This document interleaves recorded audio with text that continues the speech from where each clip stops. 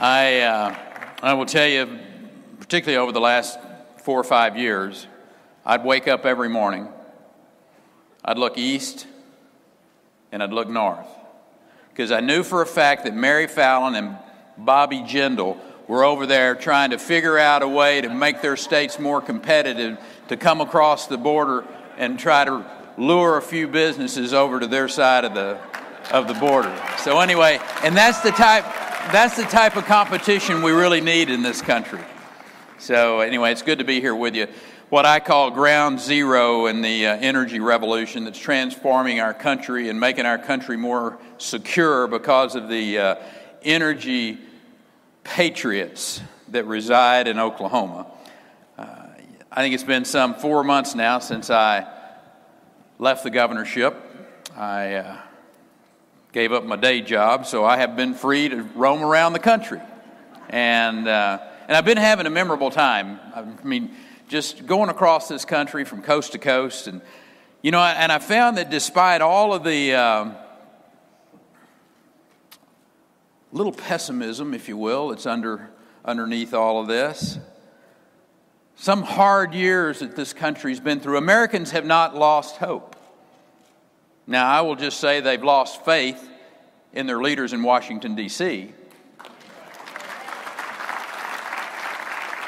They know we can do better, that we can do better than 0.2% growth. They know that we can do better than 1 in 10 American workers either out of work, underemployed, or just flat giving up on finding a job at all. They know that we can do better than 1 in 5 of our children that are living in a home that is getting food stamps. And they know we can do better than 1 in 7 Americans living in poverty.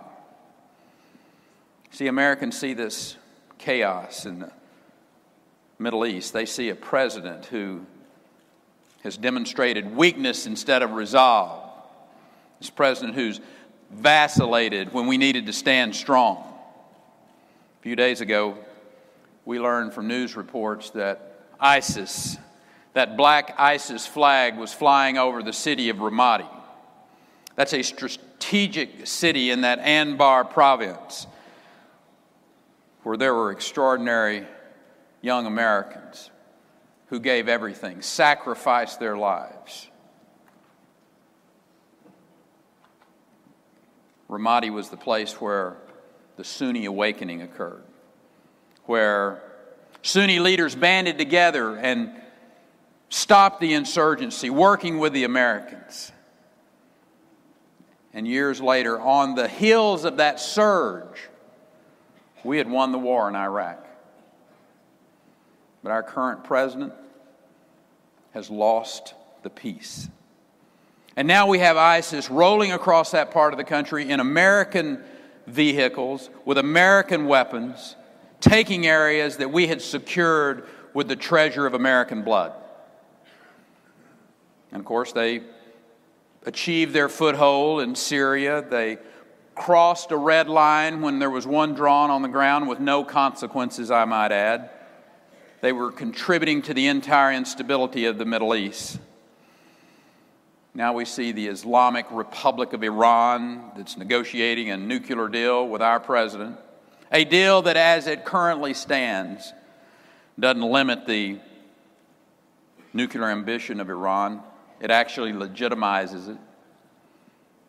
I'm here to tell you that this season of chaos doesn't have to last. We don't have to accept the weakness abroad that we're seeing today. We don't have to accept the slow recovery economically that we see here at home.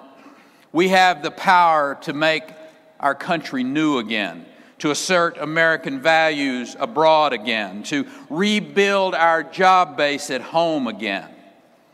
There is nothing wrong in America that a change of leadership will not fix.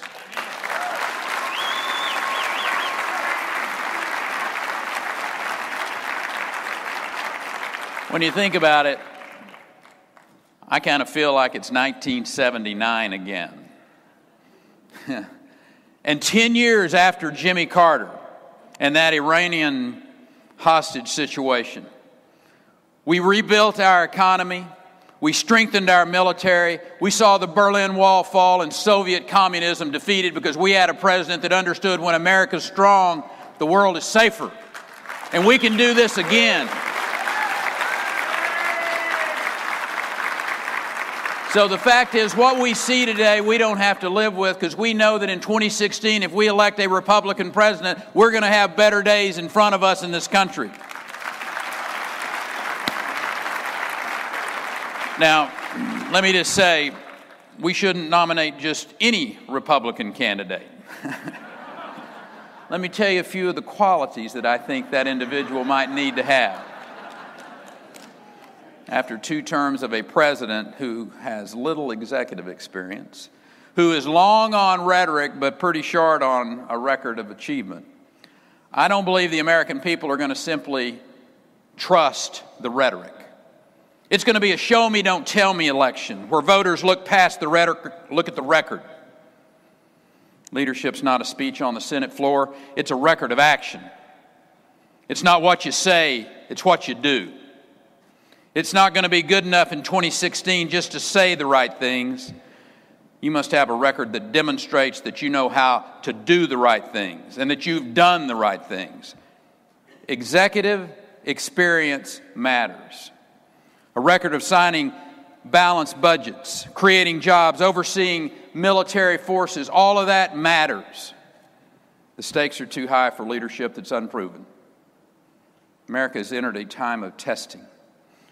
And we need a president who confronts these stark realities, provides leadership that transcends the petty partisanship that we've seen in the last few years. We need a president who bridges the partisan divide rather than widen, who brings people together instead of separating us by class and by race or by creed. We need a president who tells the American people the truth. Things like, when America is stronger, the world is safer. There are 2 kinds of thinking in the world today, from my perspective. We got this delusional thinking of the left. It's kind of epitomized by our president. You know what I'm talking about. Where criminals will obey our gun laws.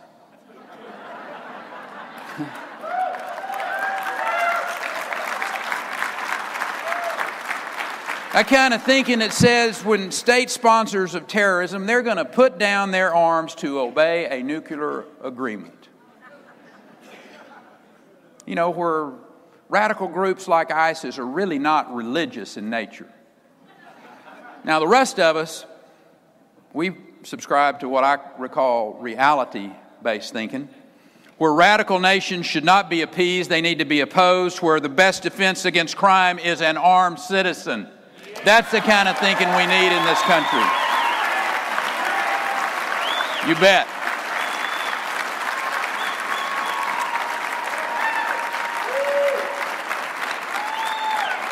It's time for us to have a president who admits what the American people already know.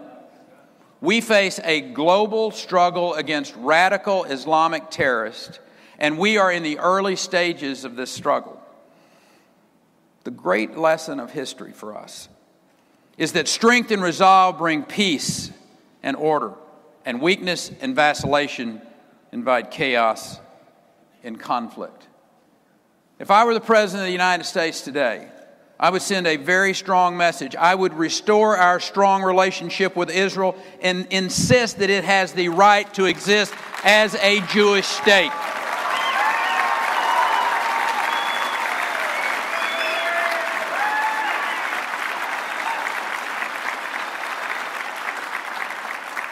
I'd rescind any agreement with Iran that legitimizes their nuclear ambitions. I would offer missile defense to our allies in Europe, like Poland. And I would flood Asia and Europe with United States liquefied natural gas to send a powerful message to Mr. Vladimir Putin. We need to send him a message.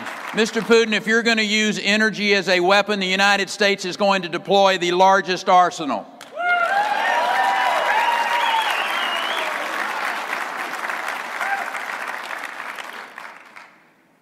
And people need to understand something, that Homeland Security begins with border security. We have the right to secure our border. Last summer, I looked the President in the eye and I said, Mr. President, if you will not secure the border, Texas will.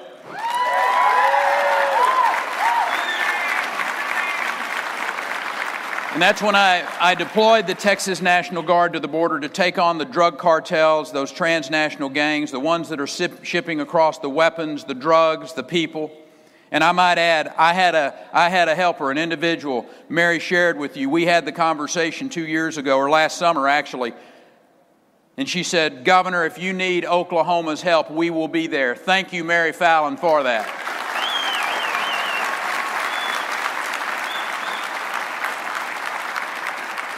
We deployed our law enforcement. We deployed our parks and wildlife wardens literally in the river. We deployed our National Guard as a force multiplier. And you knew what the result was going to be.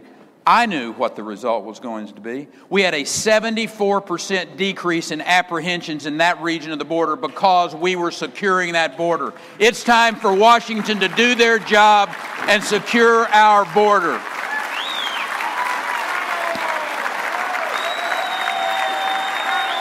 Amen. Thank you.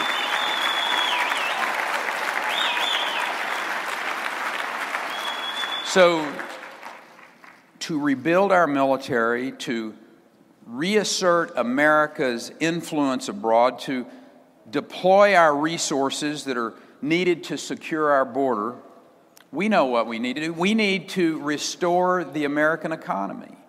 It's time to revive the economy, to bring back jobs from overseas, to stop the overregulation of our small businesses, to bring prosperity to Main Street, not just Wall Street. And we can start with our tax code. We have the highest corporate tax rate in the Western world. It's time to lower that. See, corporate tax reform and investment in this country, we can have the most extraordinary renaissance of manufacturing in this country that we've ever seen before. And I might add, we need more than just corporate tax reform. We need to simplify the tax code and reduce the tax burden on individual taxpayers. We need to stop this excessive regulation that comes out of Washington that kills jobs, that harms small businesses, that costs every American family almost $15,000 every year. We need to repeal every perverse incentive that keeps people from getting full-time work. You know, one of the many flaws of Obamacare is that it causes employers to move people from full-time to part-time work because of this massive penalty that you have to pay on the insurance side of it. That must be repealed.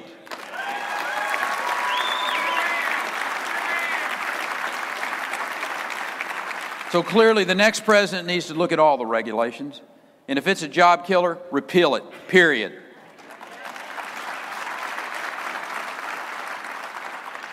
We also need a president who recognizes American energy is vital to the future of this country, both economically and from our national security. Our energy policy relies upon a president who respects it, who supports it. And our current president, he says, I support American energy. He just doesn't support the drilling for it, the transporting of it, or the exporting of it.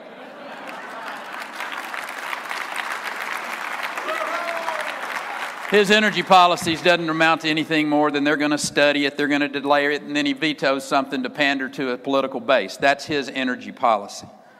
We ought to be expediting the LNG permits anywhere in this world, particularly to Asia and Europe. We need to be working to make America energy independent. We can do this. We also need to, I grew up about 250 miles south of here, in a little place called Haskell County. And I was on a small bank board.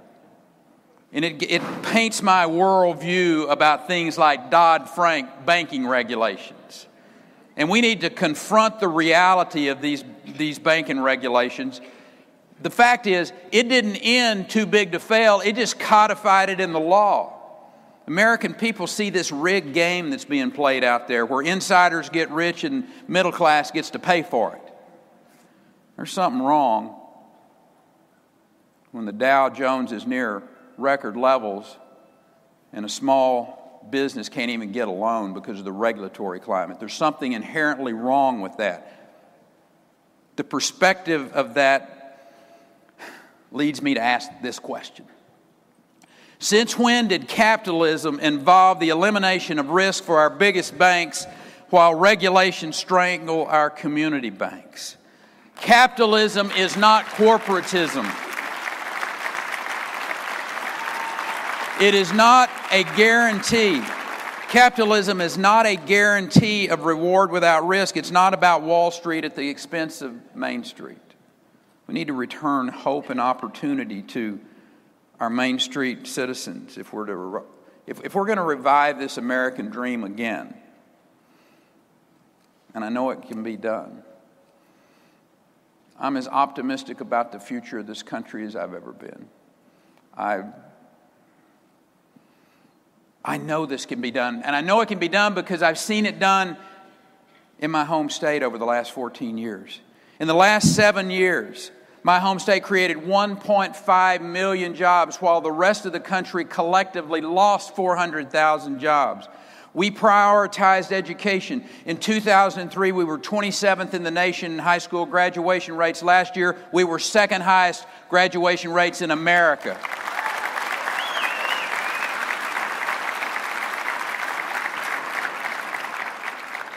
And did I mention we did that without Common Core?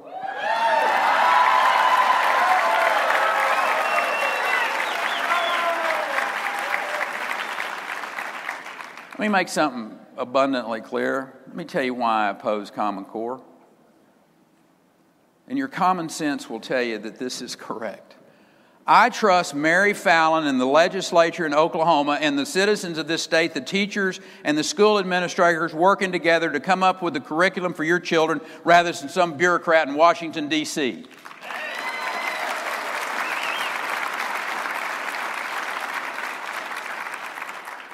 We had 14 years of balanced budgets in my home state.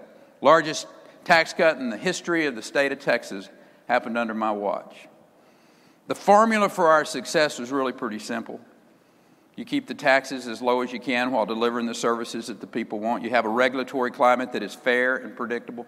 A legal system that doesn't allow for oversuing and those accountable public school policies. Then get out of the way and let the private sector do what the private sector best, which is create jobs and create wealth and create an economy where people know they can risk their capital. We can do this, folks. We can do this again for this country. I tell people we're an extraordinary country. We are a resilient country. You think about who we are, where we've come from. We've gone through a civil war. We've gone through 2 world wars. We've gone through a Great Depression. We made it through Jimmy Carter. We will make it through the Obama years. Trust me on this. We'll do this.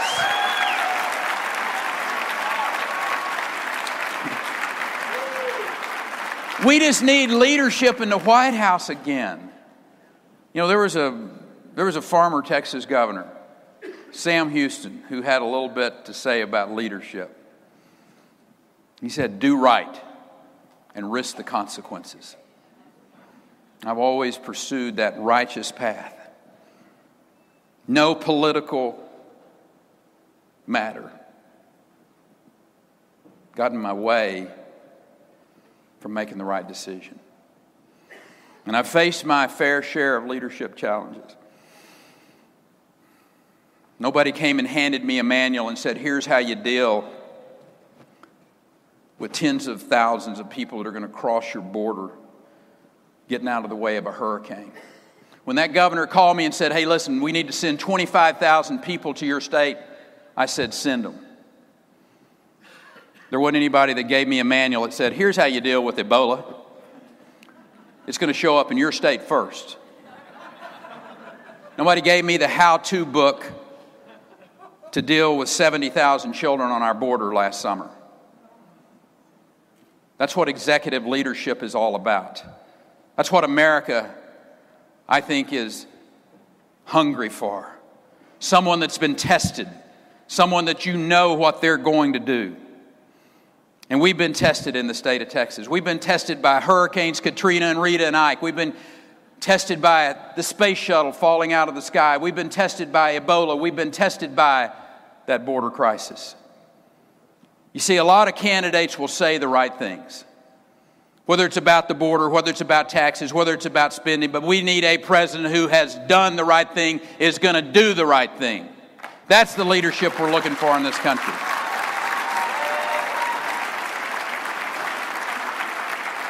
There is nothing wrong in America today that can't be fixed with new leadership in this country. I know that. We are just a few good decisions away and a leadership change at the top of the best days in front of this country. There is no shortage of courage among the American people. There's only a shortage of leadership in Washington, D.C. This is up to us. This is in our control. And I think this is our time of testing in this country. This is our great challenge, if you will.